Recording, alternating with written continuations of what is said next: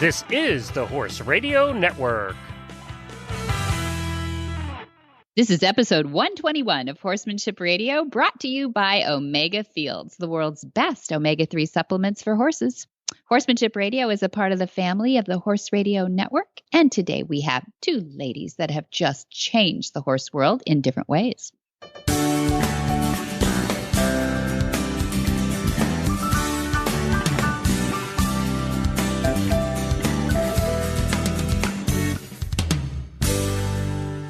This is Debbie Laux, and you're listening to Horsemanship Radio. Thanks for joining us. Horsemanship Radio airs on the 1st and the 15th of the month, and I have my producer, Coach Jen, with me today. Hi, Jen. Greetings. How are you? I'm good. I'm excited to share everybody with everybody today. This is such a fun interview. I had to do this by myself because you were in North Carolina when we did this. We were busily vacationing, so you got some. It's an all-girls show again today. It is. You know, there's a lot of girls, if you hadn't noticed, in the horse business. A lot of girls. And there was a lot of girl power at WEG also. Good. There was. Good. Glad to hear it. Love it. Sort of feminist horse. How do you do equine and feminine at the same time? Feminiquine. Feminiquine. I made a word like up. that. Yes. Something like that. It's neat to see when you go to these world championship shows and the international competitions.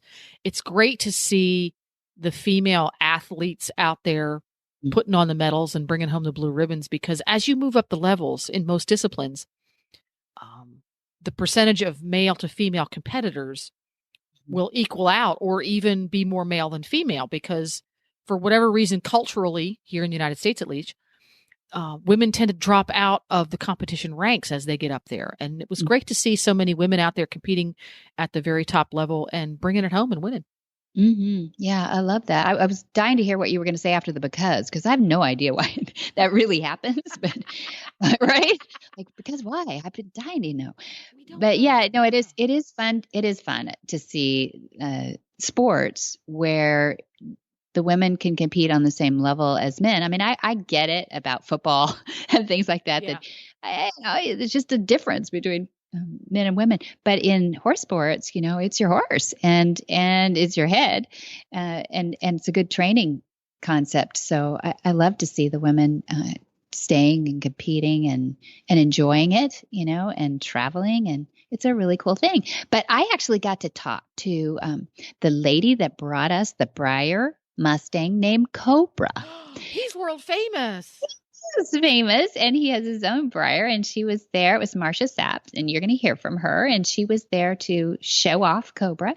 Turns out, you know, the demonstration horses were canceled, but she was there with bells on, and, you know, we said, well, let's do something fun anyway. So I got to interview her, and people will get to hear that coming up, and also heard from an author while you were gone too, and I think you're going to like her too, Colleen Shea Goldsmith. So going to get some of I can't wait to hear her chat. I didn't get to hear it because I wasn't there. And I'm very curious to hear what she has to say, because like so many people getting into horses, she left it for a while and now she's revisiting that passion later on. So True. It's going to be a great conversation. Very relatable and yet inspiring too. Like, gosh, I could do that maybe, you know, it's what she's doing is really cool. There we go. And let's get right to it.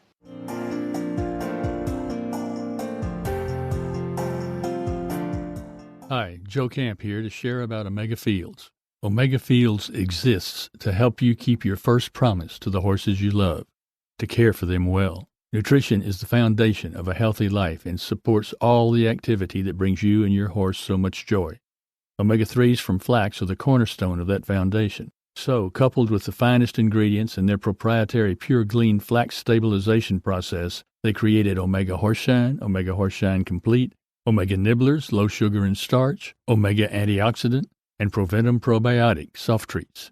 Thousands of horses are experiencing a vibrant life with the help of Omega Fields products, including all of ours, a part of helping you keep your promise to your friends. Nutrition for a healthy life isn't just their slogan, it's their purpose.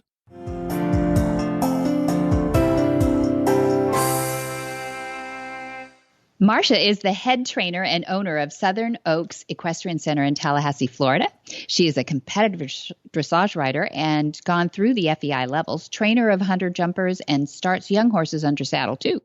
Through natural horsemanship, Marsha has helped establish a level of trust with young competition horses. She's got it all going. And Marsha is an accomplished rider. She's won over 10 national championships, 3 world championships, won 2 Mustang makeovers, and in the top 5 finalists of the American Horsewomen's Challenge. Amazing stuff.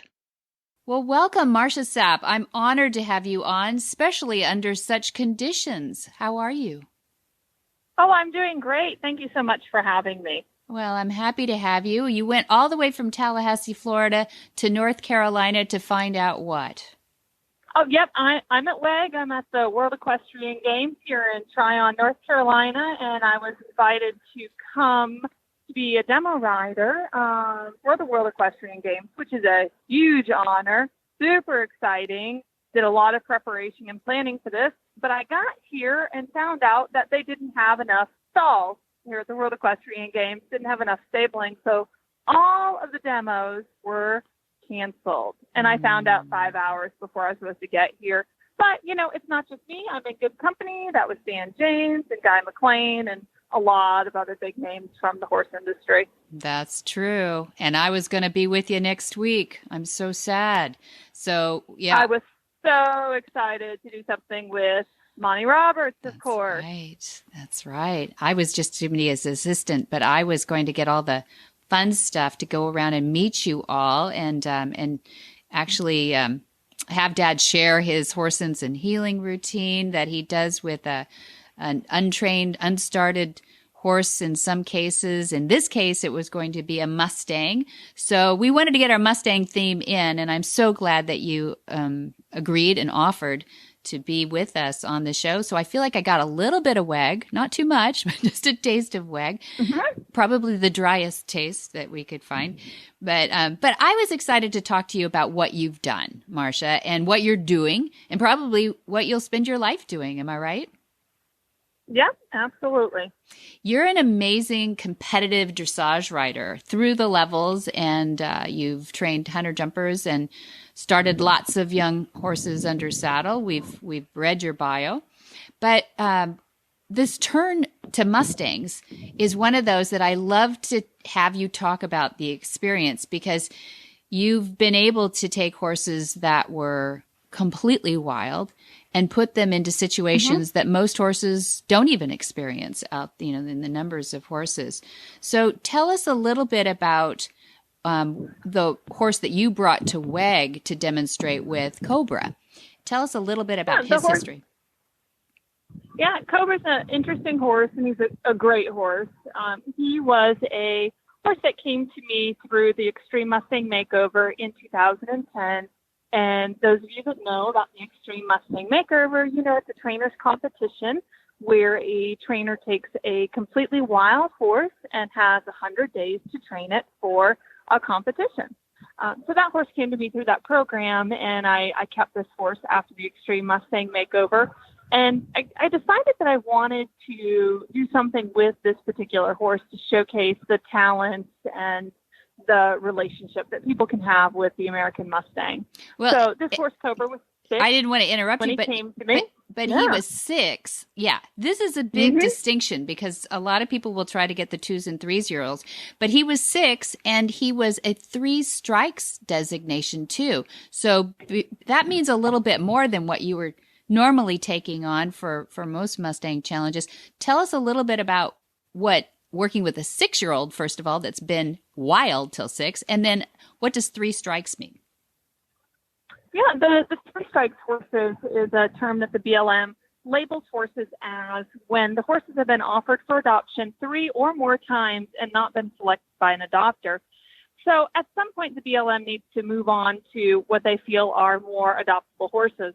So after the horses are given a chance at 3 or more adoptions, they can be labeled a 3 strikes horse, which is an unadoptable Mustang, and then shipped to long-term holding. That way they could spend their time and resources on younger Mustangs that may have a shot at getting a home. So Cobra is a 3 strikes Mustang. He was 6, and he also has a distinct 4-digit hip brand on his left hip, which shows that he's an unadoptable horse. And, when horses are 6, they can be a little bit more challenging to train, whether they're wild or not. So Cobra, being a 6-year-old, did prove to be a little bit more of a challenge than say, a 3-year-old horse. Mm-hmm. Yeah, and he's not a small horse either. When did you decide that he might actually like dressage?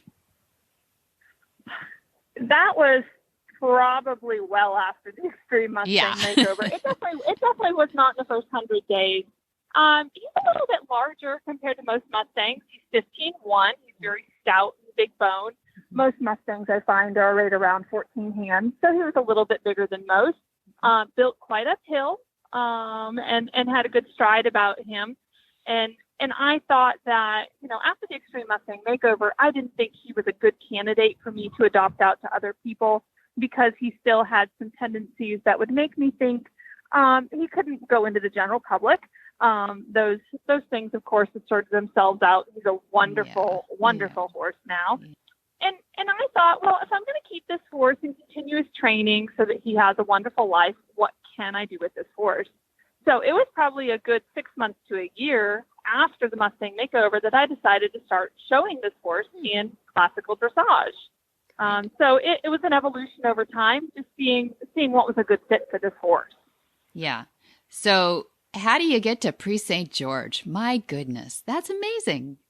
Yeah, it's amazing for any horse, especially for a wild Mustang, to compete at what is called an FEI level. It's an international level. So I had a goal.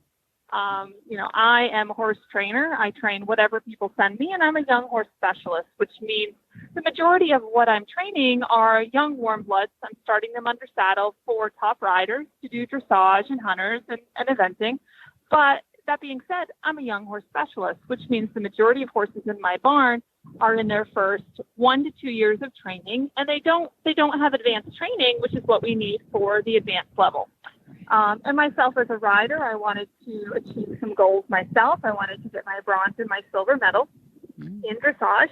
And what did I have in my barn that could actually do flying lead changes and half pass and some of the other things necessary for upper level dressage, but this Mustang. Yeah. So I started showing him. The first year I showed him, he was a reserve national champion for the USDF All Breed Awards, and that was at first level.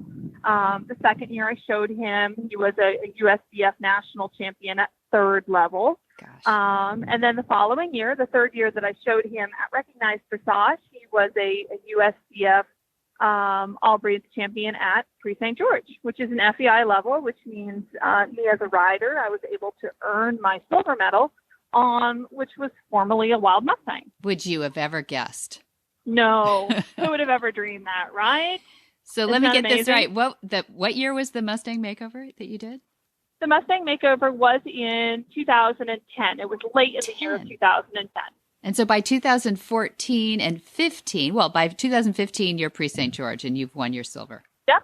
Holy moly. Yep. And that's incredible. Yeah. And on top of that, in 2015, Cobra was also a national champion and a world champion in USEF Western dressage as well. Ah, that's beautiful. Yeah. And so when you go on YouTube and you put in Marsha, Sapp, or Cobra, you will see the most beautiful dressage.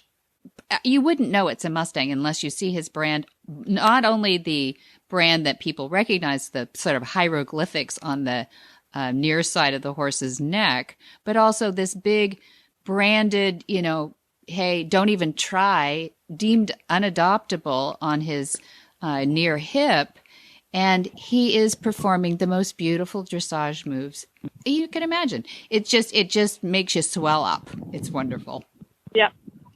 And then you go on. Awesome. You go on and you become, you get to go to Breyerfest. So tell us about Breyerfest. So that was really cool and something else that I never would have imagined would happen. So after Cobra's banner year, per se, in 2015, he was the first Mustang in the world to ever win a world championship and also the first Mustang in the world to ever win a USDF Horse of the Year award. So definitely a huge honor for that. So in 2017, the Breyer Horse Company released a new Breyer model horse, which was called Cobra. So Cobra has his own Breyer horse. And what did you do at Breyer Fest? What is part of the festivities if people have never attended, which I haven't? I'd love to know. Oh, you should go. So Breyer Fest is awesome. They have a huge event in Lexington, Kentucky, where they basically showcase their Breyer horses. It's a huge horse event, and they bring in the live Breyer horses that are created, that the Breyer models are created from, and we do live demos every day. So Cobra was able to do musical freestyles every day to music from DreamWorks Disney movie Spirit. Aww. So the Spirit movie is awesome, of course. And very recognizable music. And we were also able to do the Breyer Fest night show with Yvonne Bartow, where they dress up the horses and have them under spotlights, which is really beautiful too. So I got to show the world this amazing horse who has this amazing story, and have it be appreciated by all those children and families that came. Oh, what? I'm just goosebumps, Marsha. But now you've trained other Mustangs too. I saw a Dream and a Freedom. Do you have a type that you look for, or do they just find you? So for the Extreme Mustang Makeover, we get randomly selected Mustangs. So it's not unlike anything else that a normal horse trainer would get. You know, we don't get to pick the horses we train. They come as they come, and the Mustangs are the same. They're randomly selected, so I'm actually not picking out these horses.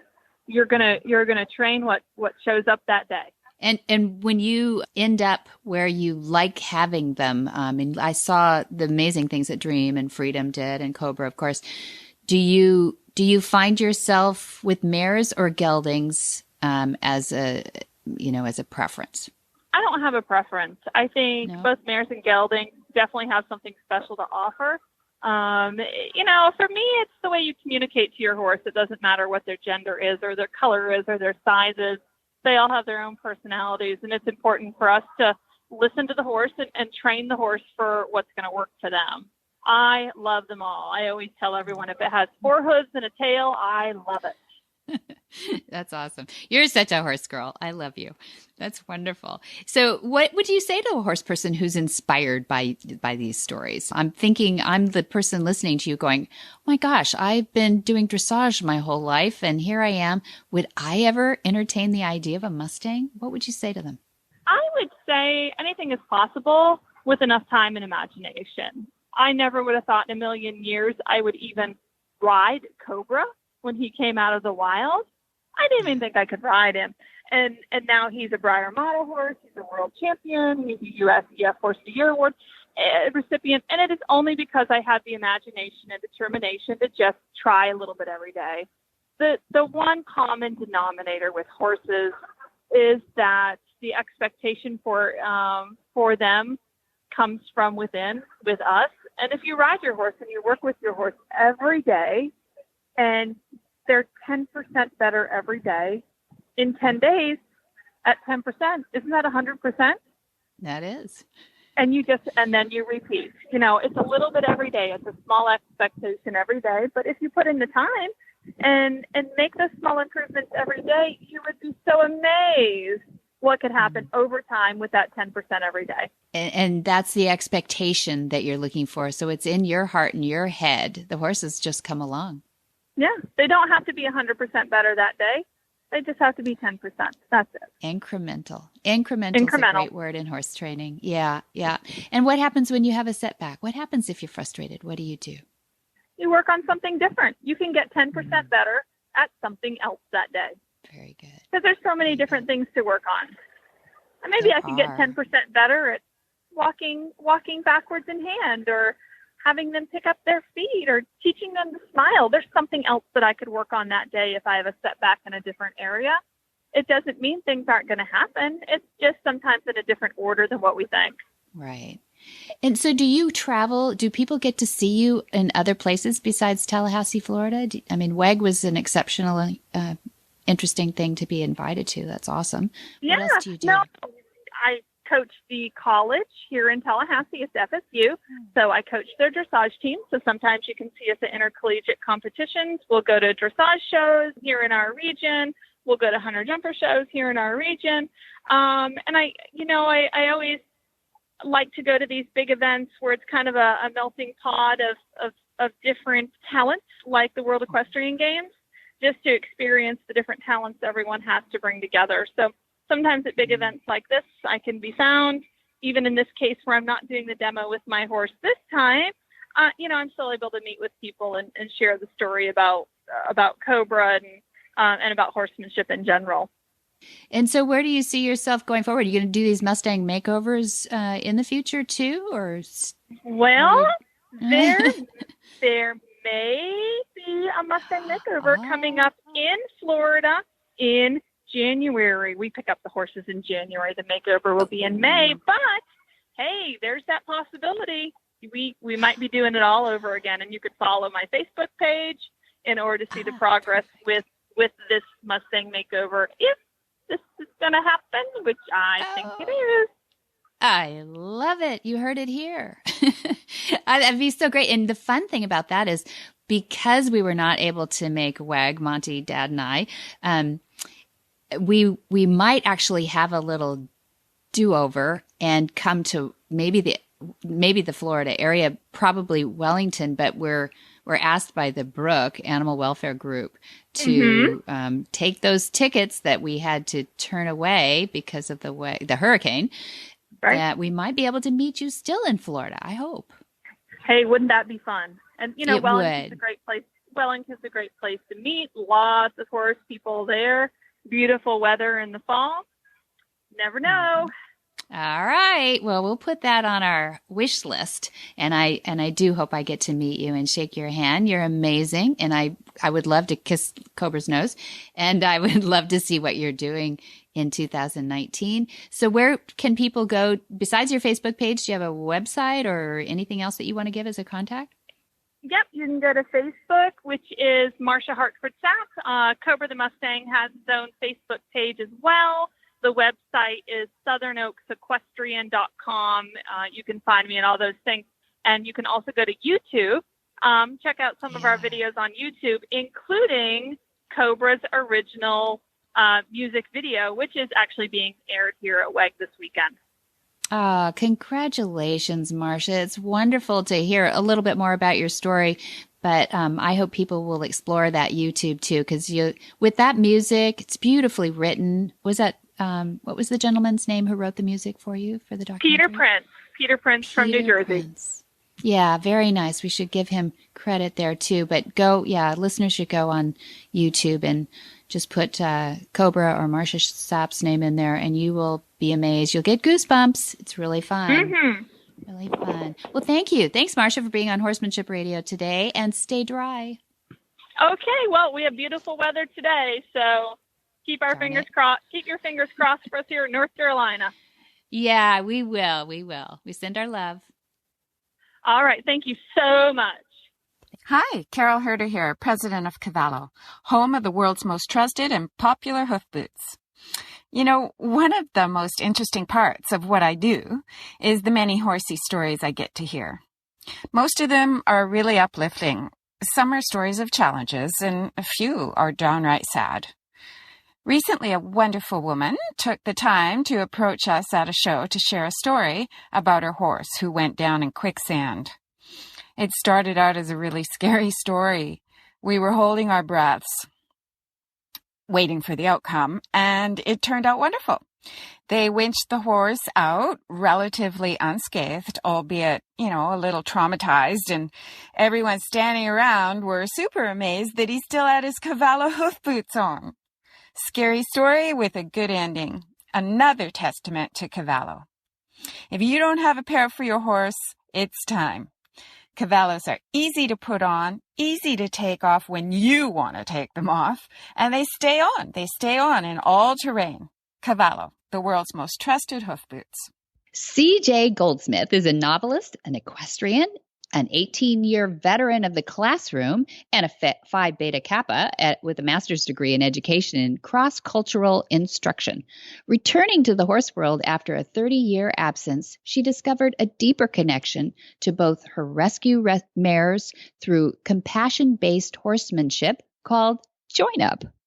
Well, welcome, Colleen Goldsmith. I'm so happy to have you on the show, and I'm wondering where you calling from today.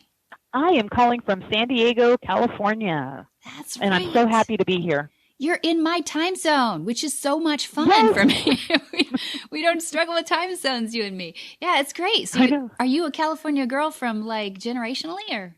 Yes, I am. Wow. I am actually a second generation San Diegan, which is a rarity because we have so many people coming and moving to San Diego. But yeah, definitely. I've been here and my family has been here for quite some time. I do have family from Texas, but mostly we're all from, California. So, yeah. Yeah. So So those are the three countries we belong to, right? United States, Texas, and California. We're all exactly. countries unto ourselves. At least people say that about us. Oh, well. But I'm glad to have you on. I wanted to have you on because you not only have a delicious story. I mean, it's just a wonderful story that I think a lot of people in their own way will relate to, but also that you're an accomplished woman and you've been able to get or keep horses in your life. And we all want to know about that. We're all struggling with that one all the time. And we like to be encouraged. So that's one of my first questions first thing is what kept you away from horses, Colleen? Actually life, just, pursuing a career, my education, just kind of life things, that kept me away. But it was just always just a physical thing because in the back of my mind, it was, horses were there. And I would remember, back to my first horse, Bill, who was a chestnut, quarter Appy cross. He was bomb-proof. He was an actual cattle horse who had been, on a big ranch, I think somewhere here in California. Mm-hmm. And it was always such a wonderful memory. And he got me through a lot during those years. And, and as I, got married and divorced and career and this and that, and I did all these other things, a few years ago, Facebook, there are very good things about Facebook. Can be. And I had, however the algorithms worked, they started feeding me horse rescues. Mm-hmm. And that's when I thought, oh, here we go. And because I had always been that little girl who loved horses. When we moved out to the country, I was surrounded by horses, and then we saw the black stallion and I was in love and I would draw horses. And I had horses all over my walls and I had my little, they weren't called Breyer back then, but I had my little Breyer horses and my book horses, and so I had all of that and that was part of my childhood. But then when I saw horse rescue pop up again, it was just at the right time in my life. I was ready to sort of reclaim that part of myself. And so I kind of went one after the other. And I just, I emailed and I volunteered at a particular rescue. And I had lessons, I'd had Western training. I was going to be in equitation show, a Western equitation show, and we didn't have the finances for it. So I was actually pretty good. I knew my way around a horse. I could pick a hoof. I could, tack up. I could, stay in a saddle. But even with my own, with Bill, I never had that connection like I saw on the movie screen. I did not, he was not my Black. I was not Alec Ramsey, that kind of stuff. Mm-hmm. And so when he had to go out of my life, and when I came back to it now, I wanted something different. I knew that in the back of my mind, that's what I wanted. So when I showed up there, I just kind of put it out to the universe. I said, okay, I have a pretty good job here as a math teacher. I can afford a horse. I will see what happens. And I was just going to let whatever happened happen. So as I'm going around the ranch and I'm, scrubbing out the water, and then filling them up and all this kind of stuff, there was this one. And you have to, chestnut horses are pretty common, but this one chestnut mare, all chromed out, almost like Bill was, walks right up to me. And she just it was that heart melting moment. And I go, oh my God, you're the one.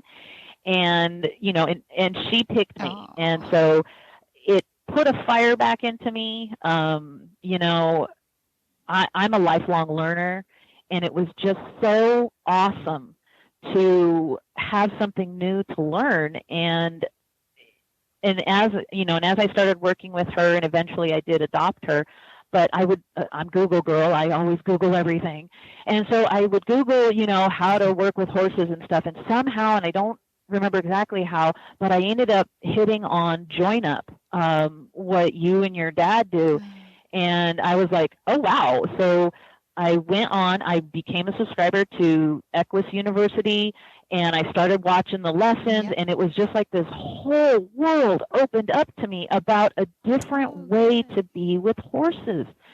And so I would so I learned about what it meant with Join Up, and I learned how Monty had learned this stuff by watching Mustangs, and it was just all so new and wonderful to me, and it was so exciting that there was this new way to be with horses.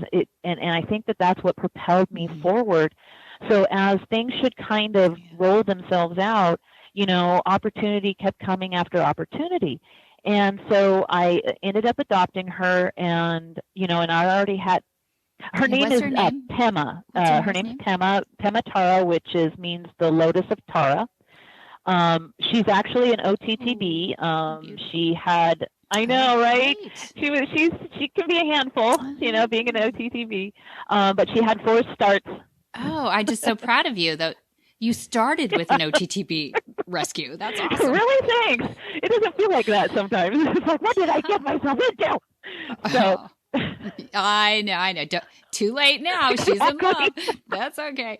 Well, that's really cool, though. No, we marinate on this for a second. So you decided to get around horses again, and then you decided to work around horses again, and then your horse found you.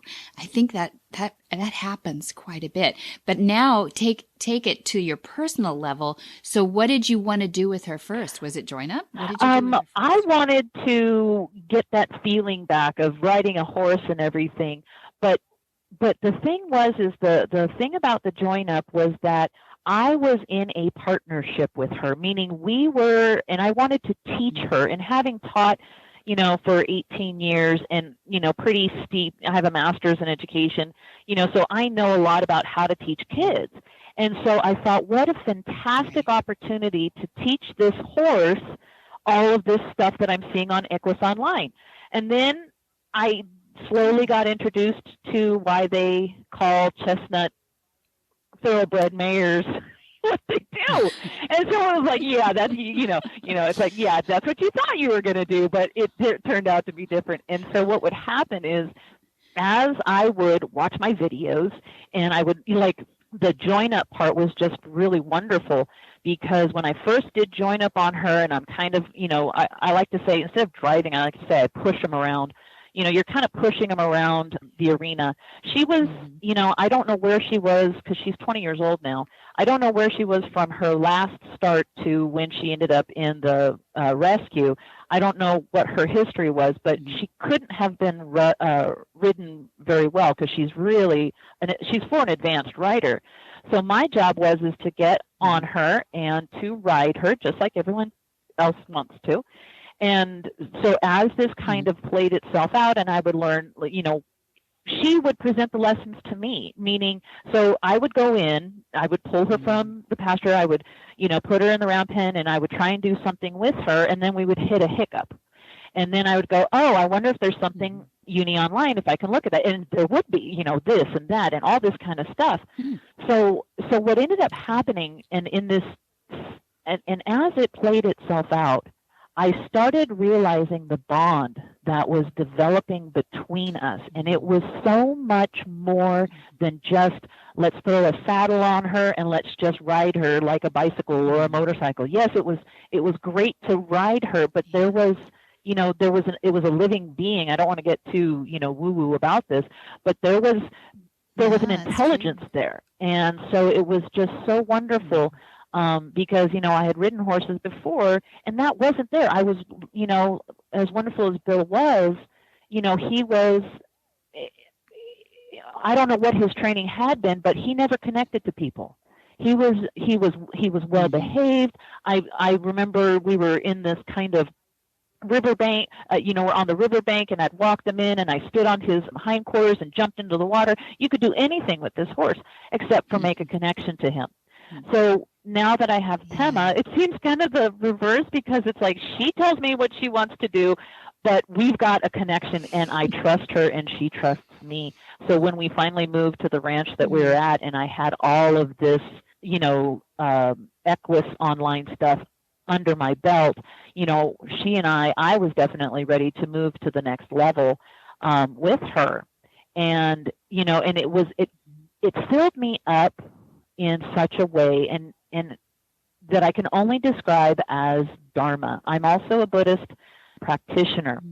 And one of the foundation ideas that I don't know if Monty's, says this in his, in every single lesson, but he's always asking us to sort of get into the horse's head, by understanding, how you're holding your hands. Well, I'm not holding my hands out like a claw because it looks weird. It's because that horse is thinking that I'm going to scratch it or eat it or whatever. So it was always this process of me having to understand this horse, whether it was Pema or my other one that I would have. And so it elicited a compassionate response from me. And I found myself, because I was also, very much into Buddhism and meditation, I found my times with her, Pema, and now also Nima, the other one, my times with them that are the most rewarding and filling are when I'm just sitting out there with them in the pasture. And we're having kind of this moment where I am with her and she is with me, but we're part of this little multi-species herd. But the moment that I had that made Join Up, I was completely sold on Join Up, was when we were at that ranch and the rescue had put some of their other horses in with mine in this 2-acre pasture. And Pema, being who she is, she didn't want me to catch her, and she ran around with all the other ones. And so I was trying to catch her, and I must have followed her for 20 minutes before she finally let me. So I went home, I went online. Yes, there's the lesson. I did everything right. And it was great. That's what I keep saying. Like, I am the Join Up commercial girl. I will tell you, this stuff is magic. Oh my God, it's magic. Well, thank you. That's nice. What I promise I didn't exactly. But what I'm hearing, right? But here's what I love about your story, and that people might not catch if they don't think about it deeply, is that you didn't just go find a horse to sit in the pasture with, and then there's a bond, which some people kind of watch some movies and listen to some clinicians and think, oh, I see. If I don't feel that, I haven't done something right. No, you built the trust and you built the bond first so that you could go out into that pasture and enjoy each other's intelligence, really, because you're understanding each other on a different level. But sometimes people put the cart before the horse, sorry.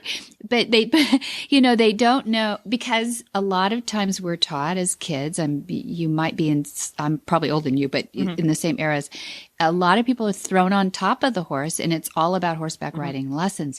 But it's so important what happens on the ground before. I could not be where I am with my horses had it were not for groundwork. I absolutely agree. Most people, the connection with the horse is at the ground level, especially with her, being that she's older and a little more stubborn and stuff. So I've really been forced through her to really come at her from the groundwork level, and it has completely paid off. And thank you for saying that, because that's what I'm trying to say, is that, this bond with her came after the fact. It was not my intention to say, hey, I want to have a, Black Stallion moment. All I wanted was just to have, a horse that I could have fun with and connect with and ride with and all this kind of stuff. And when we were I'll also circle back to that moment where join up, was my thing. I had all the information from the Equus University, and I also came in with my secret weapon of some treats in my pocket, just in case, this whole thing blows apart. So I had treats in my pocket. So there's the herd there, and she's actually, she is definitely an alpha mare. She's older, she's wiser, so she's Yeah, exactly. So she's the one. I'm like, oh, you're killing me, horse. So I did, so I said, well, I don't have a round pen, so I'm just going to drive these horses, like you do with join up. So here I go. So I would start flapping, the halter that was in my hand. And so I was driving the whole herd. And I remember something, I can't remember which video or where I heard that your dad had said that Mustangs ran in very large circles, and that deer, they would be even larger. So as I'm watching the horses make these big circles around the pasture to get away from me, being my math teacher mind, I said, oh, if I'm going to catch one of these guys, I got to get on a tangent. So I would let them, I would kind of chase them around in a circle, and I don't want to use the word chase too badly. It's just that I would kind of push them around. And then I would change my trajectory, and I'd kind of meet them. And so then I would, make a tangent with that circle. I would push them back around this way. And then I started watching for the licking and the chewing and the head down and all this kind of stuff. The other horses were absolutely background. I was watching my horse for all this. She was the one I was trying to catch. Mm-hmm. So as I'm driving the herd around and she's being slippery and it's like, oh, you're killing me. I'm standing there under the shelter, and all of a sudden I was like, my horse is 100 feet off, and I'm like, oh my God. So then I'm standing there looking at her, and it's like she's smiling, going, hee, you can't catch me. I feel this tickle at my right elbow, and I turn around, and there's this big dark bay mare filly standing right there, and I go, oh my God. And I just reached up real quietly, and I stroked her head, and I just kind of rubbed it, and I started to kind of turn, and I wanted to reach into my pocket and grab out a treat to reward, and then she ran off. So, but the thing was, though, that the moving, doing something else, but it was in that moment of, oh my God, that's what join up was. It was just an amazing moment. Yep. So then, and there's a little story about that filly later on. So as I'm still trying to catch my horse, and she only went around one more time, that filly is following me. So now automatically, I wasn't even paying attention to her. I had join up and follow up automatically. And my horse, the one who I'm doing this with, is still running away from me. So finally I catch her. Long story short, I continued to work with Pema. And this other filly who had been at my elbow, it should come to pass. She was also part of the rescue. She had, and I'm not going to say anything bad about this particular rescue, but they weren't taking care of her. I had been the one who had to finally work with her to pull her from the pasture because nobody could catch her. I was the one who was able to catch her for no other reason than I had joined up, and I had joined up with her. And so for me, that horse was like she's my poster child for join up. So eventually we discovered that she had some idiopathic glaucoma. The rescue took her back. They didn't treat her. And a year later, where Pema and I had moved to another nearby location, all of a sudden here comes that horse, that dark bay filly. And they had let her eye get worse. And I said, you know what? We all say we don't need another horse. But with this particular horse, it wasn't like I was shopping for shoes or shopping for purses. This was, I need to take her. I had to do this. I said, dear God, please give me the resources to take care of this horse. You brought this horse back into my life. And so I did. We hooked it up.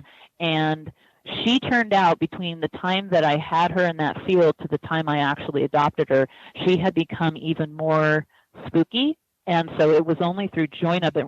She's afraid. Especially with losing sight in that near eye. Right. She did have one trainer who worked with her very, very well, treated her very well, gave her some ground manners, but she was still really super head shy. And eventually I took on her responsibility. I did eventually have to enucleate her, but if it had not been, and like I said, I am the Join Up commercial, if it had not been for my ability to work with horses on the ground that I had learned with Join Up, I would not have been able to say that with her today, I can sit in a chair on the ground.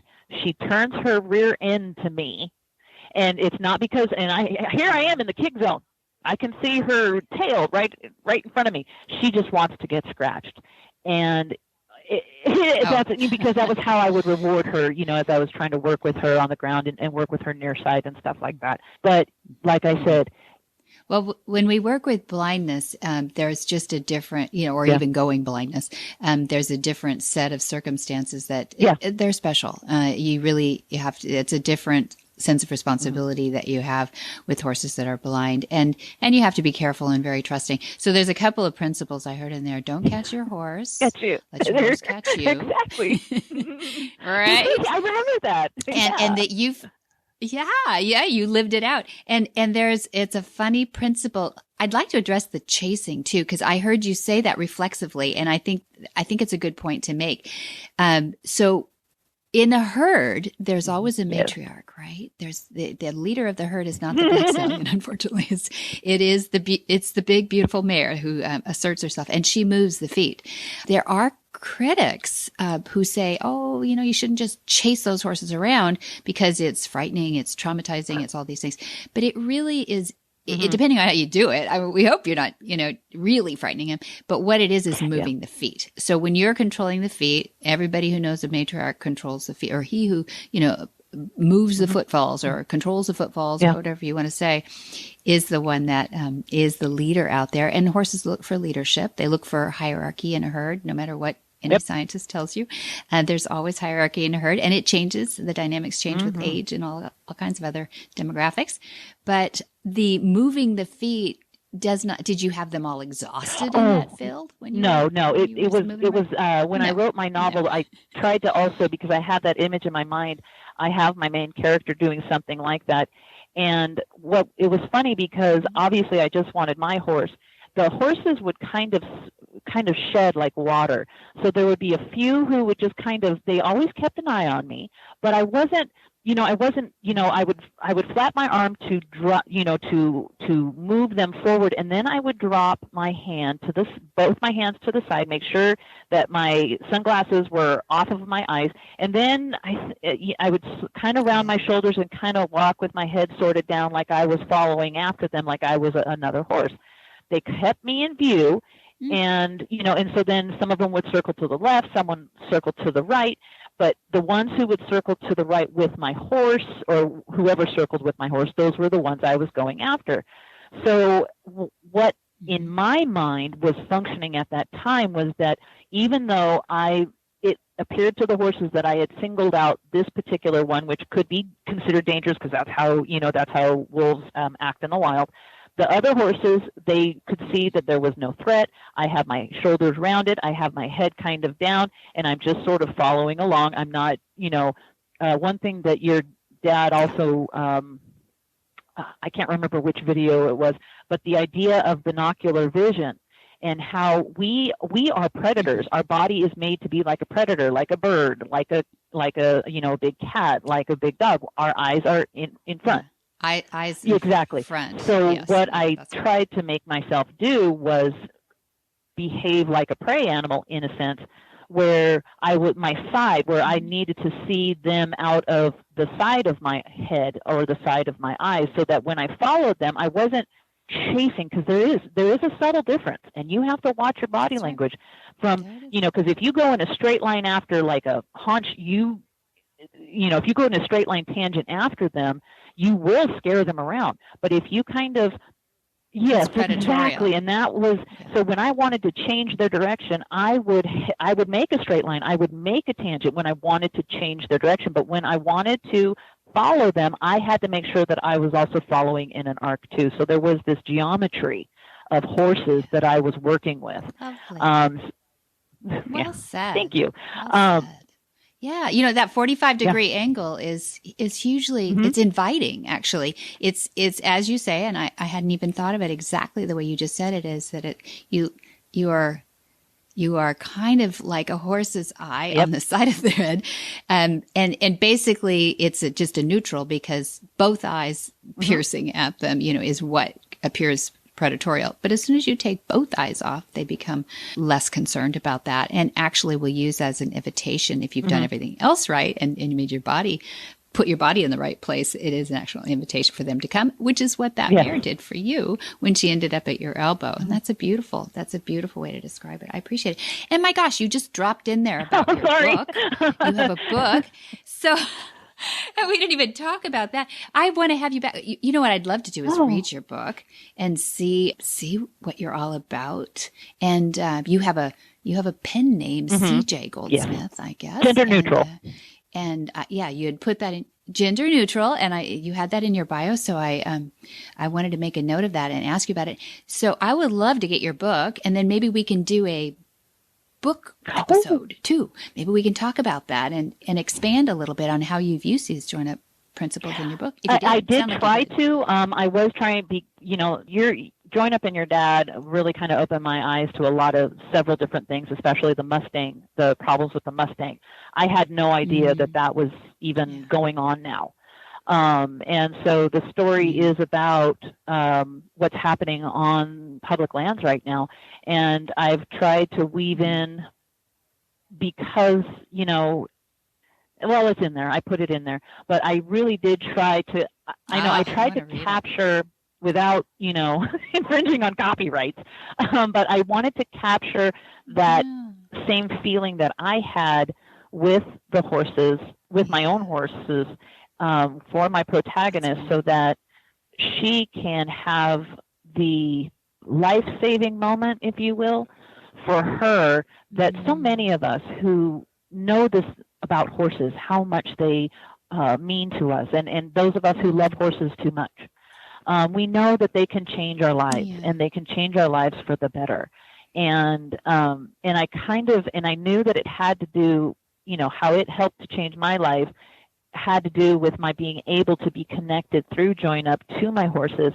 And I kind of tried to do that with the novel too, so that even though it's part of a series and I have a lot more stuff planned, this first one, by the end of the story, my hope for the reader is that they have that understanding. It's kind of that understanding beyond words that we all have, that we share when we're really, really connected to the intelligence of our own horses.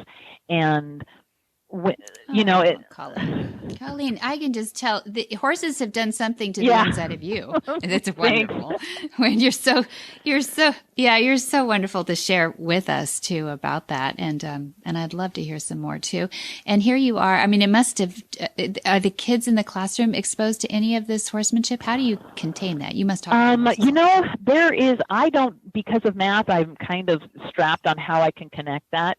But my students have known that I'm, horse person, and my, she has horses, and on and on. I had a teacher give me her saddle. She says, I wanted to get this saddle, and I was going to do this and this, but here's this saddle. I'm like, okay, great.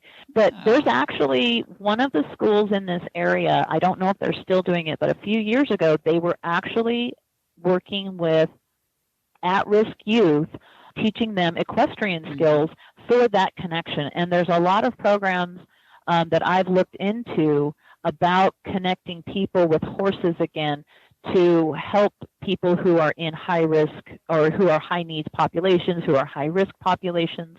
And that is something that I would like to do later on, down the road is.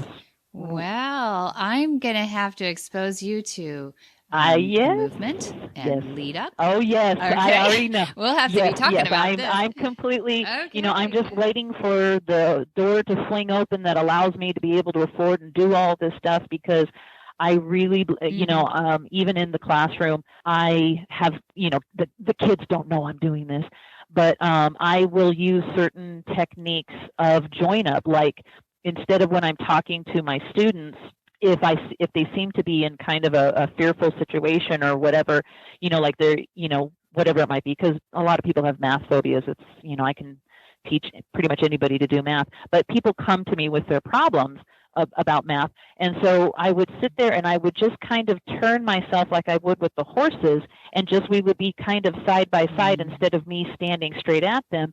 And those little subtle body language cues are things, so I'm always trying to do that kind of stuff wherever I can, because it does help. And it is fantastic.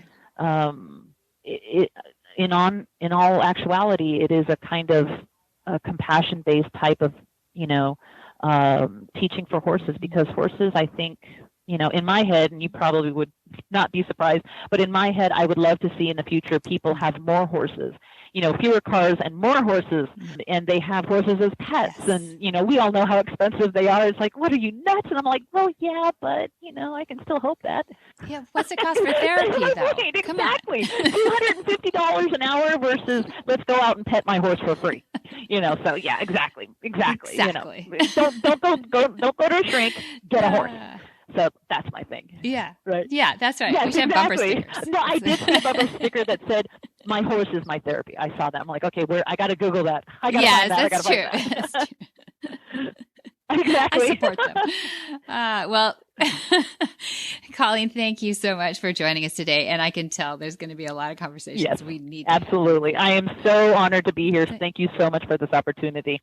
Thank you for joining us on Horsemanship Radio. Monty Roberts is proud to partner with the Right Horse Initiative, which seeks to help horses in transition by massively increasing horse adoption in the United States. The Right Horse understands that most horses will have multiple owners during their lifetime. Often, these horses find themselves in transition due to no fault of their own and can move into a second or third career with the right adopter. Adoption can be a great option when you're looking for a new horse. To help you find your perfect right horse, the Right Horse Initiative developed an innovative new website for adoptable horses called My Right Horse. On myrightHorse.org, you can search hundreds of available horses by breed, discipline, age, and location. It's simple, user-friendly, and of course, mobile-friendly too. With a wide range of adoptable horses from all over the country, myrightHorse.org can help you find the horse of your dreams. Visit myrightHorse.org to find your next horse through adoption.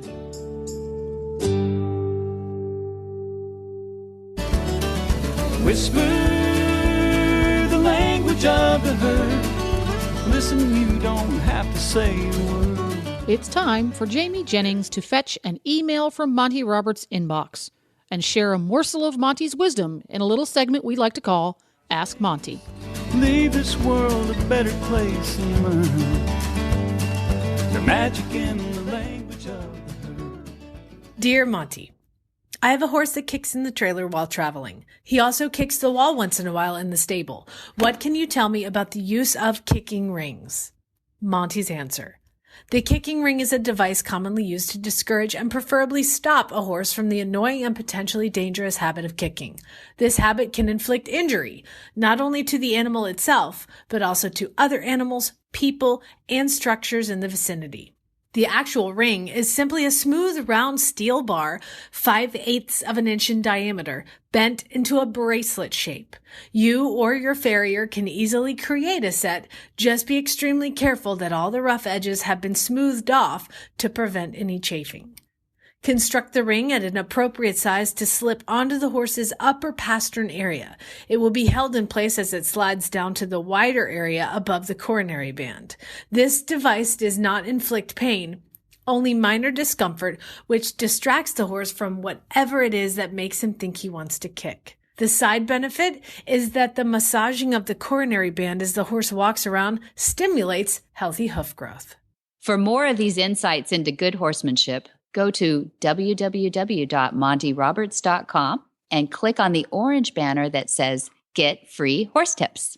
Hi, I'm Monty Roberts, and I'm dedicated to training horses without pain. You can learn to do it too on my Equus Online University. Western, English, the beginner, or the advanced rider, it doesn't matter. You can connect with other students online too, on our forum, and there's a new lesson every week.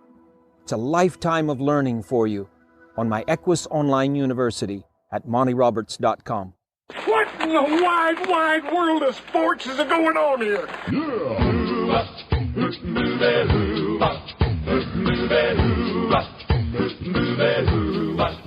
Where in the world is Monty Roberts?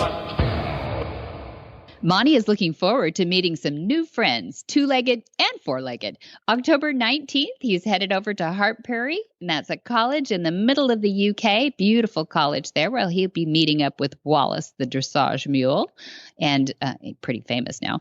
And then October 25, 27, and 31, he will be on his 15th anniversary tour of Germany in cities that you'll find on our website. And then November 2nd and 10th, he heads over to Germany for 2 more dates, Fulda and Nubalik. In between there, he trains for the Queen. There's a name dropper. And then he will be in Hungary on December 1 and 2 in the Monty Roberts Join Up Master demonstration in the middle of Budapest. Very exciting. And then advance warning on February 15, 16, and 17. That's President's Day weekend in 2019. Flag is Up Farms in Solvang, California, Monty's Ranch, will be putting on an equine facility management clinic that is hosted by us, and it's a CHA, or Certified Horsemanship Association clinic, in order to certify facility managers. Well, if you did not commit all of that to memory, I know I didn't, you can find it all and more at the website at montyroberts.com. If you have a question that requires a human being, they've got those too. Woohoo! We still do. We still have human beings. And the phone number at Flag is Up Farms is 805-688-6288. And remember that Flag is Up Farms is in California. So they're on California time zone. That's true. Yeah. If you call early, if you're listening to this in Australia or New York, you'll take note of that. Please know. Yeah, that's true. But we'll call you back. We'll call you back. Yeah. If you need details about today's show's guests or topics, you can find them at horsemanshipradio.com. It's episode number 121, and there will be links and pictures. And we love your feedback. Great way to give us feedback is by Facebook, Monty Roberts, or you can go to Twitter or Debbie's new favorite, Instagram. Yay. I love Instagram. And Monty's handle there is Monty_Roberts. Right. So those are your social media outlets. If you want to listen to lots of podcasts or show your friends how to listen to lots of podcasts about horses, you need to get the Horse Radio Network app for your iPhone or your Android. Go to your app store and search Horse Radio Network and download it. It's quick, it's free, and show your friends how to do it too. That's right. Be a good neighbor, right? And many thanks to our sponsors too: Omega Fields, Cavallo Horse and Rider, MontyRobertsUniversity.com. That's where all our online lessons are. You'll love those. And we're helping campaign for MyRideHorse.org to help transition those horses from one spot to a new life. And until next time, have many happy horse hours.